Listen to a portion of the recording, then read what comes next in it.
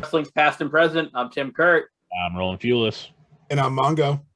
And today it's clobbering time. It's our fourth host is Phil Brooks, folks. He's back. He's in.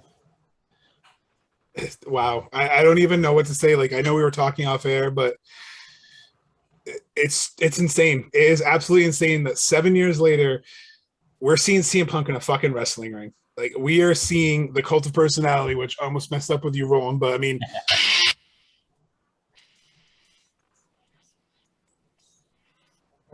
the place went electric. Just those notes hitting, the place blew up. There was grown men crying. Mm-hmm. Besides Roland, there was grown men crying in the arena. I didn't cry once. I was excited, and I might. Somebody was cutting onions.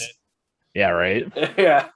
But to talk about this, need a little bit of that. Anyhow, I mean, CM Punk wouldn't approve, but yeah, well, you know, I'm looking for my ice cream bar. I'm hoping they send us some free ice cream bars here. They'll be on eBay. They'll be on eBay. So if for those of you who don't know, or if you're living under a rock, CM Punk made his wrestling return to AEW on Rampage last night. Full disclosure, we're recording this at 11:30 at night, so just a half hour removed from Rampage. So this is our real time reactions to CM Punk returning, and I think we're all kind of jazzed up about it. And we're gonna get to SummerSlam. Who cares about SummerSlam? We'll get to that a little bit later, but right now it's all about Punk. That's like I said in our group chat. Like, once they get done with the Punk stuff, I was like, no offense to any of the people on this card, but who gives a shit now? Like, I mean, I watched it, but obviously, no, it just like I said, they ran out of time for everything because the Punk thing probably went at least 5 or 10 minutes longer than I thought it was going to. So, but where else could you do it and get that pop? I mean, you still get a good pop for him, but to do it in Chicago, no brainer. And just the energy. And I saw some tweets earlier that said, the Road Warrior pop? Yeah, that's now the CM Punk pop. I have been in some loud pop. I was in the Matt Hardy, Jeff Hardy returning at WrestleMania, which is probably one of the loudest things I've ever heard live. That came through on the TV. I couldn't imagine what it was like being there live. I was telling you guys off air, I can't wait to see these cell phone videos. Normally we hate them, seeing the crappy vertical audio and horrible, muffled, over-modulated sound. But I just want to see the place shake, because that building was shaking. That the roof literally came off the steel, cliche, and just how emotional CM Punk was when he walked out. That hit you in the feels too, because even for him, Roland said it earlier, he fucking crowd dived into the crowd and just disappeared. For a moment, he was fucking gone. He was gone. And then Emily was just like, I hope he comes back. You see the sheer panic on the security guard's face? He couldn't see him either. He was standing right there and he couldn't see him. He's like reaching in, and Punk's like, I'm fine. These guys aren't going to hurt me. They're my people. And, we talked about this before we went live, that the only thing I would have done differently is they should have capitalized on the MJF heat, and they should have played the music, let the crowd go ape shit, let Punk come out, Punk in quotes come out, but actually have it be MJF. When he pulls the hoodie back, he reveals that it's him and he's trolling him. And then, later on in that segment, but like I said to you guys, they wouldn't have been able to do anything else. It would have been a 40-minute segment, and then nobody else would be able to do anything, because they would have had to go to commercial and everything else. And it just, and again, that's nitpicking, but I just feel like that would have been the perfect time to just troll the ever-loving shit. And Punk loves to troll too. Granted, he said he's doing it for the fans and whatever, which he is. He kept his word, but that would have been Punk style for MJF to come out, with get on his knee, do the clobbering time thing, and then pull the hood back and find out it's MJF, and that would have just been really cool. But like Mongo said, I couldn't imagine being there. There's probably a lot of people that have hearing loss now, I would imagine. JR said it topped his momentum professional wrestling on the show, and whether he's being truthful or he's just hyperbole, but JR's seen a lot of good moments, and for him to say it was that tops them all is a pretty big deal in my book. I mean, you think of in my mind, you think of when Triple H came back at Madison Square Garden, that place went nuts. 2002. Yeah, that place went nuts after one of his quad tears, and I say one of because he's pretty much torn everything from his hips down once. And but yeah, no, it's crazy that, and like I said, I mentioned this to you guys before we started recording too. And I know we're kind of just like shooting the shit here on air, and that's what we're gonna do for a little while. So if you don't like it, sorry, but we're just as jazzed up as you guys are with the fact that he's back. But you have to figure that the way they're doing this and the way that the people are getting a second, like that picture that was shared on our Facebook page of Christian, Matt Hardy, CM Punk. Who was the fourth one in it, Mongo? You remember? Jericho. Thank you.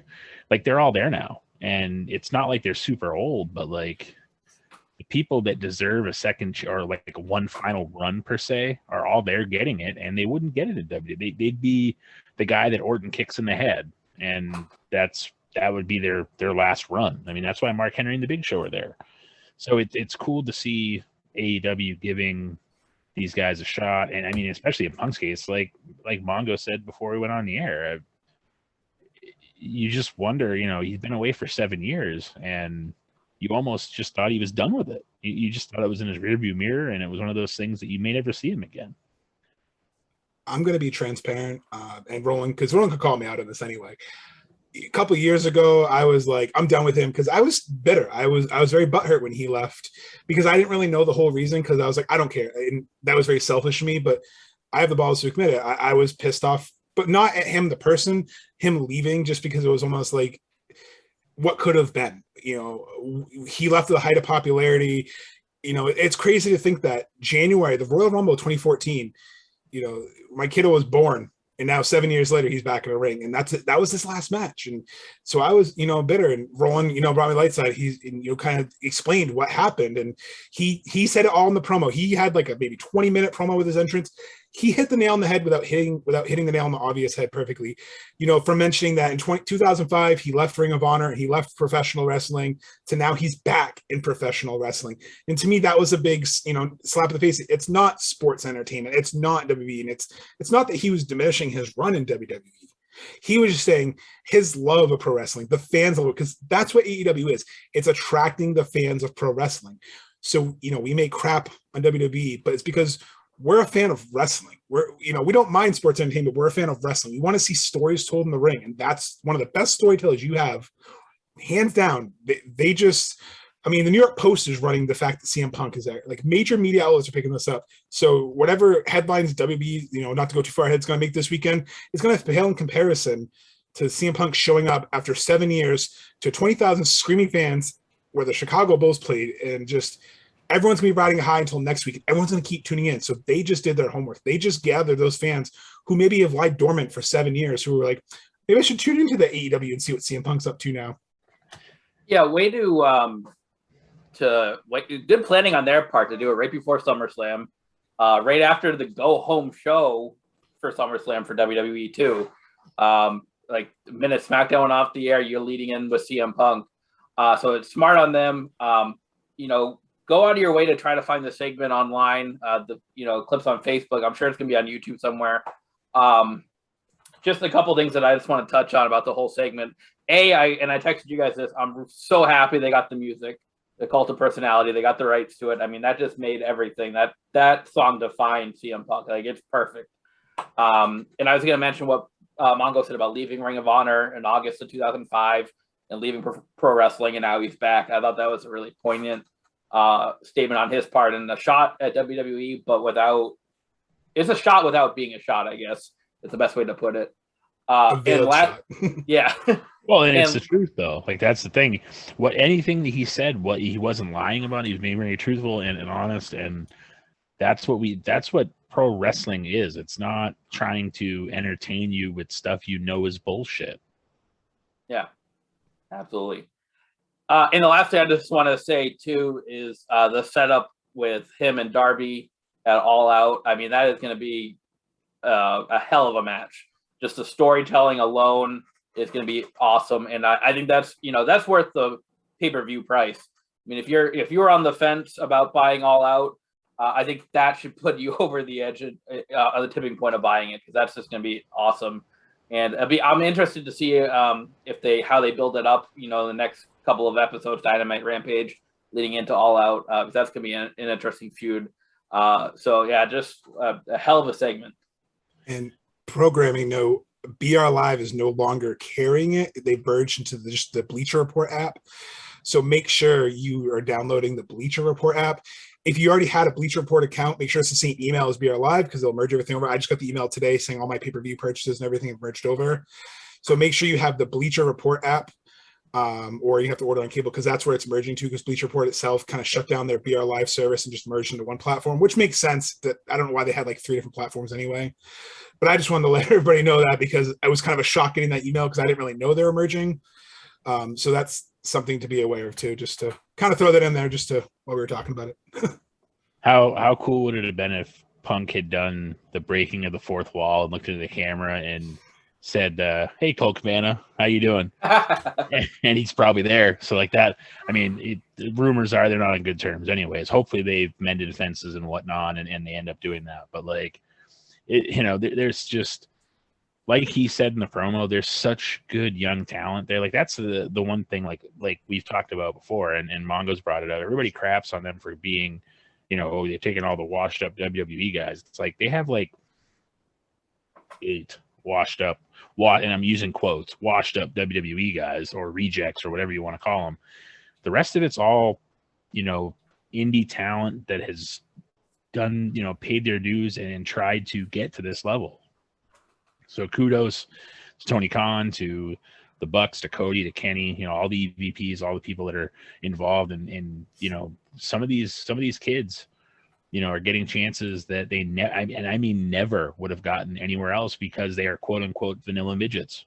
And that it's just the way, they're turning NXT into, the land of the Giants. Basically. Well, yeah, the land of the Giants again, or trying to, and it's just, some of these poor guys that are way more athletic than, Commander Aziz. No offense to him, but like those are the people they're looking for, or even almost. I mean, he's an athletic guy, but like there's just he can't really do much because he's a big motherfucker.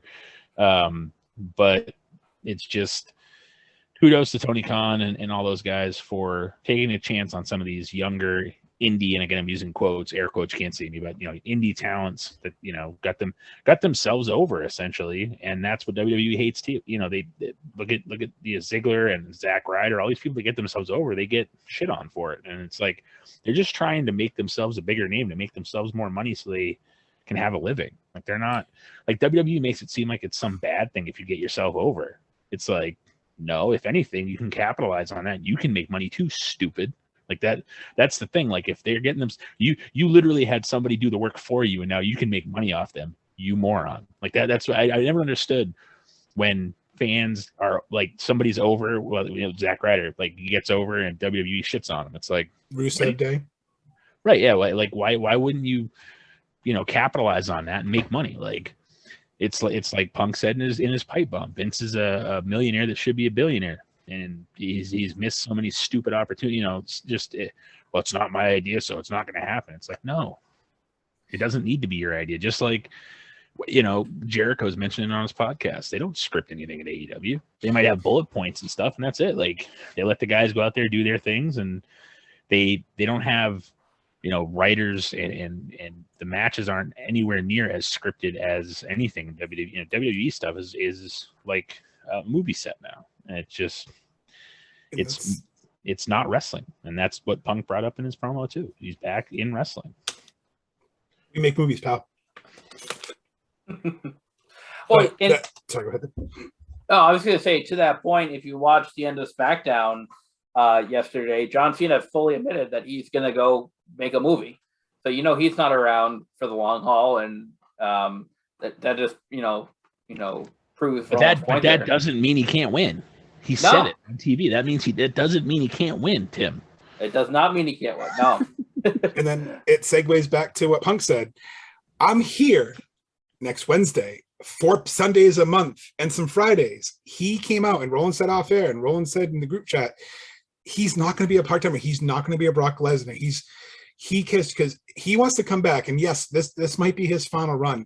Another little hint that I kind of picked up on, others picked up on.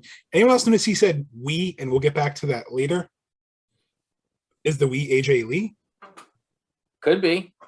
I hope so. Yeah. Speaking of something that it was someone who's gone too soon, I mean, I don't know the status of her medical condition. I don't want to speculate. But can you imagine if AJ Lee can come back with that women's division, how elevated that women's division can get? And to go back on Nolan's point, not to overkill it, when they talk about it bothers me when people are like, oh, they just signed XW guys. Just because you were so gaslit by Vince McMahon that you think that because he said they suck, that they suck, clearly shows that you only know entertainment, not wrestling. Because half the people he released have gone on to be successful. And you want to talk about a compare and contrast? Fuego del Sol got him over on a vlog with Sammy Guevara on Tuesdays. Got himself over by being in the audience, being extra like Billy Gunn and Bart Gunn. Got himself over by doing a tornado DDT and spinning his finger around, and earned a contract after getting squashed by Miro. So Bart he Gunn basically did what Zack Ryder did. What's that? Bart Gunn was there too. Not Bart Gunn, excuse me. What's Austin Gunn? There's so many guns in that gun club. Like, Bart Gunn. Billy and Bart, I was like, smoking guns were there? Smoking guns. Speaking of, did you guys see that clip going around of Butterbean racing in the electric wheelchair, like the rascal? No, I haven't, but if I can find it out, Bart Gunn. So. if I can, well, Mama said knock you out, right? If I can find that clip, I'll post it on our socials. It's hilarious. It's literally just him racing on a rascal, and you're like, yep, that's the dude that knocked out Bart Gunn at WrestleMania 15 because he won the Brawl. Well, look, another person that got himself over that got punished. Well, and that's the funny thing about all that too, is that even back then, Bart was like, hey, I'm not going to get shit for knocking Dr. Death out, right? Like, if I'm going to knock him out. And then he did. Then he got shit. Mm-hmm. So he knew it was coming. Like, yeah. And if people don't think CM Punk is a draw or CM Punk that this return meant something, I mean, just myself, I'm not a very popular person. My phone was blowing up with wrestling fans who really don't talk a lot of wrestling normally. My friend Jad, I literally texted him a picture of CM Punk All Elite and said, hell yeah. And all he sent back, each separate word, best in the motherfucking world. My friend Mark has sent me an audio clip of him just screaming. I had people, in other texts saying, holy shit, this is happening. We had our group chat going. When is the last time that we've watched a wrestling event where we've just been blowing each other's phones up? We've been on social media just peppering things. We've just been excited. I can't remember, probably in the last 7, 8, 9 years where I've just been like, Raw holy Monday? shit. No, that was the best nap I ever had. I unfortunately watched the Fast and the Furious instead because I was like, well, can't be any worse than Raw. They went to fucking space. It can be worse than Raw. Here we go. Here we go. My button is so screwed up. I hit it again. Same thing as last week. I hit it, but don't blame the button. I need to look at it from now on, blue to red. But anyhow, I must not have pushed it in enough. Anyhow, that's what she said. Yeah, right. Yeah. Is it button needs a Bluetooth. Yeah, right. Sponsor us. Dink. And yeah.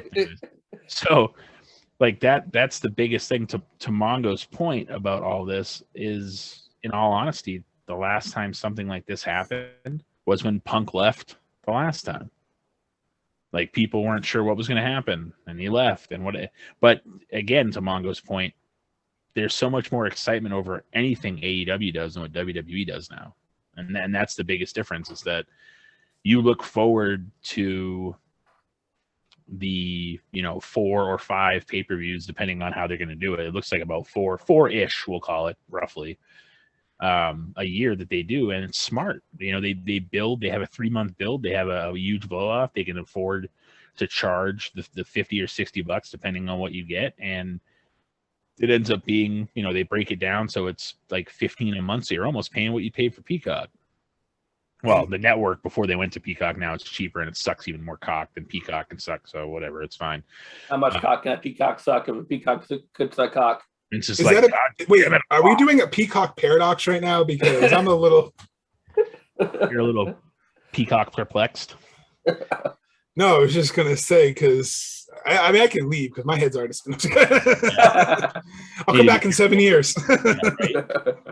Yeah, well, it just goes to show you that AEW, like, Vince is like, oh, you do what's best for business. No, you don't, you dumb fuck. You really don't. And that's the basic premise of why AEW is so successful is 9 times out of 10 they do what the fans want. There's that one time where they're just, no, we're going to do this, but Vince does it 10 out of 10. Like it's what I want, and that's. But we do what's best for business. It's like, no, you won't, because if you did, these people that get over, you'd capitalize on it and make money that you'd have coming out your ass because they're already over. But instead, he's like, nope, we didn't create it, so we're not going to acknowledge it. It's like, well, that's because you're an idiot. No, let me ask you. I'm sorry. Go ahead. I keep cutting you off. No, sorry. No, I was just gonna say I got news for Vince. I think AEW is officially competition now.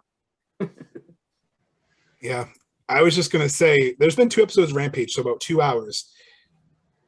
I've been more entertained in these 1-hour Rampages and these Saturday Dynamites than probably I've been in Raw in a long freaking time.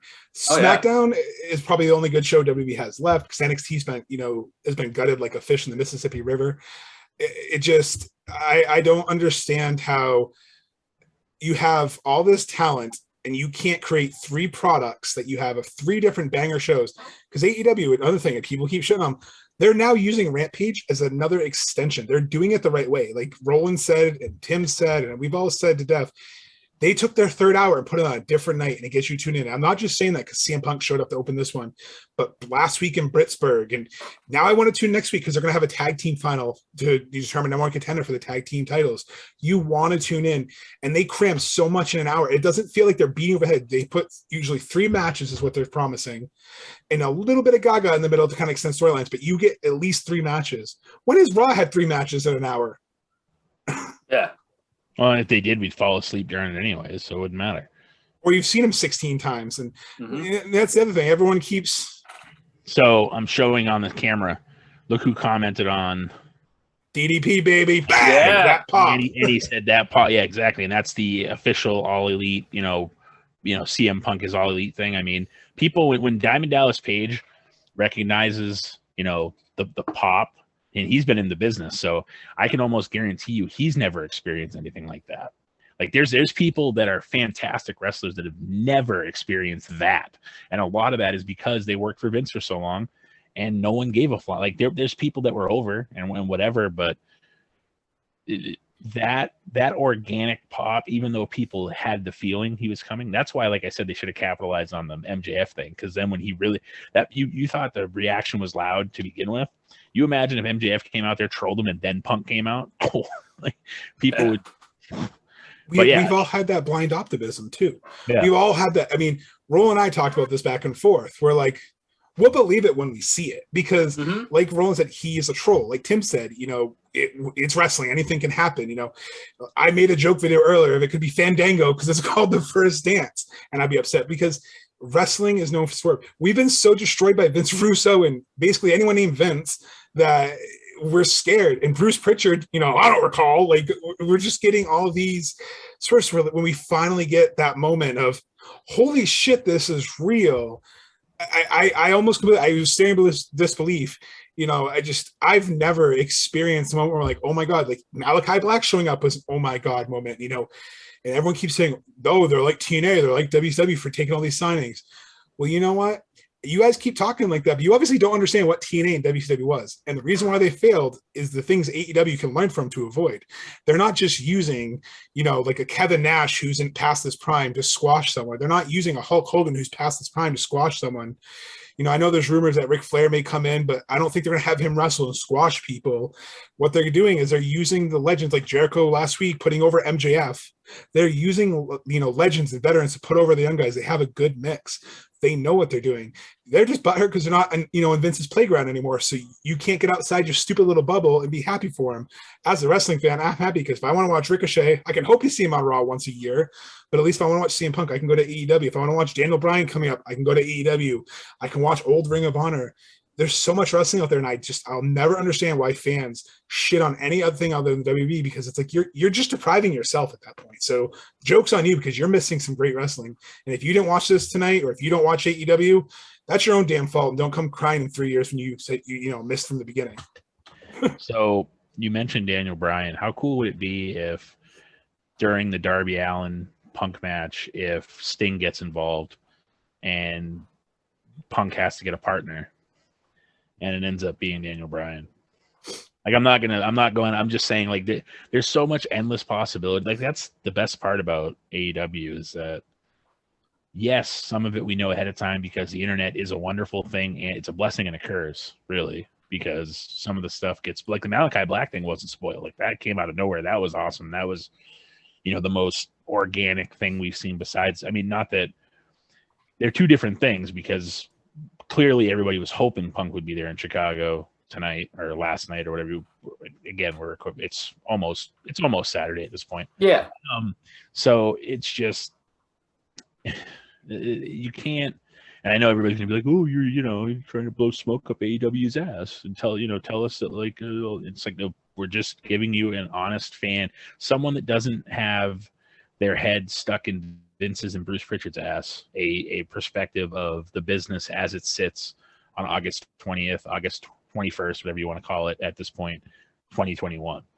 And that's where the business is right now. And would you think that you can pretty much call Bruce Pritchard Vince Light if you're going to have Edge calling Seth Rollins Edge Light, right? I mean, that must be, at this point, I like something wrestling. I like Bruce. Since he's been back to WWE, it's been hit or miss, obviously, and whatnot. And we won't get into that, but the direction they're going, it's not 1997. It's not 1990. It's not 1989. It's not. You need to put the talent on TV that belongs on TV, whether they're big, small, black, white, yellow, purple, tall, big, like whatever. If they're talented, put them on friggin' TV. And that's the thing that AEW does, that they're able to notice that talent needs to be on TV. Plain and simple. So from someone who, has a business screen, can say he has a good understanding of business. If you were both to go into a store, and every time you went into the store and they sold you a stupid little widget, to use a cliche business school example, and it was just a piece of shit, and you said, hey, you know what make this great? If you added a button to it so it unmuted my headphones so I wasn't on mute every time. Wouldn't you, sorry, I had to, but wouldn't you be upset if every time you came in,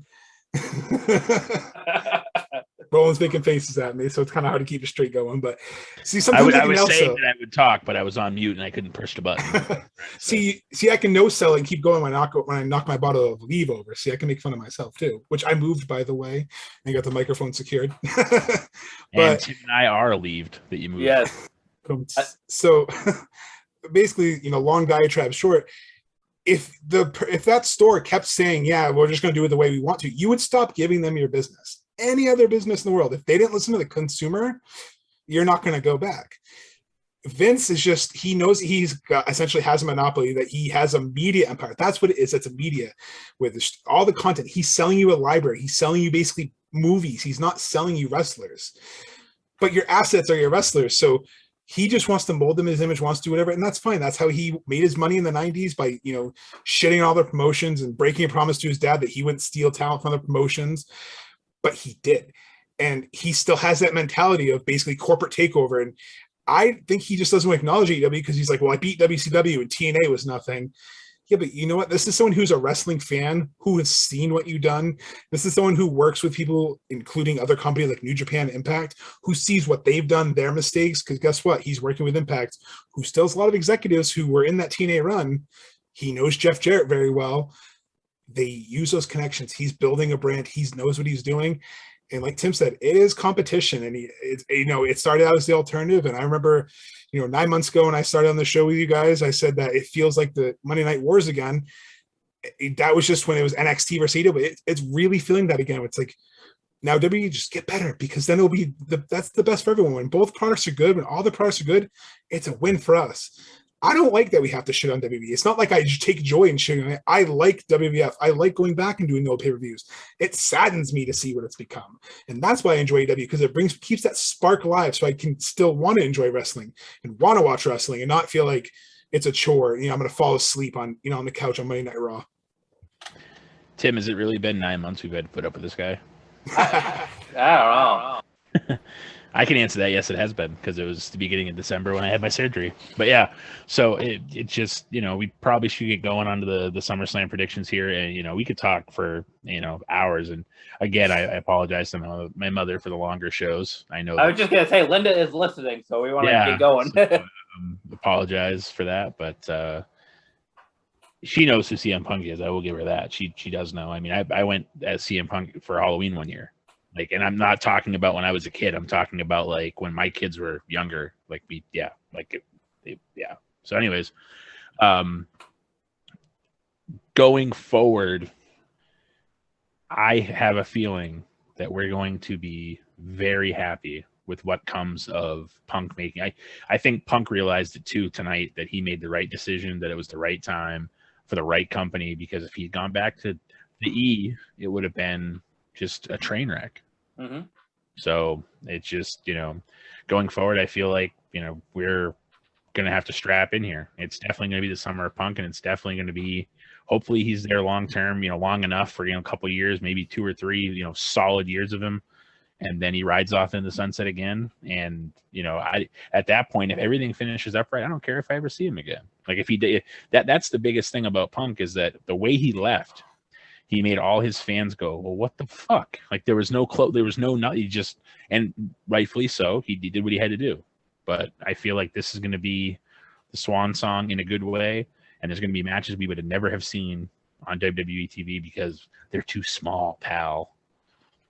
And I agree, and I'm not going to, keep going because I want to keep going, but I do want to say and give a happy, National Radio Day to Tim. So I want to say happy National Radio Day to you because, Tim, you are the producer of the show. You keep us going. You keep us in line.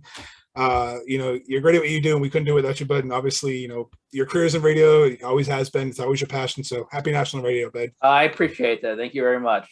You got that in. It's 11:59. Yeah. Got that in. 12 o'clock. It literally just changed. That's right. I appreciate that. Thank you. All right.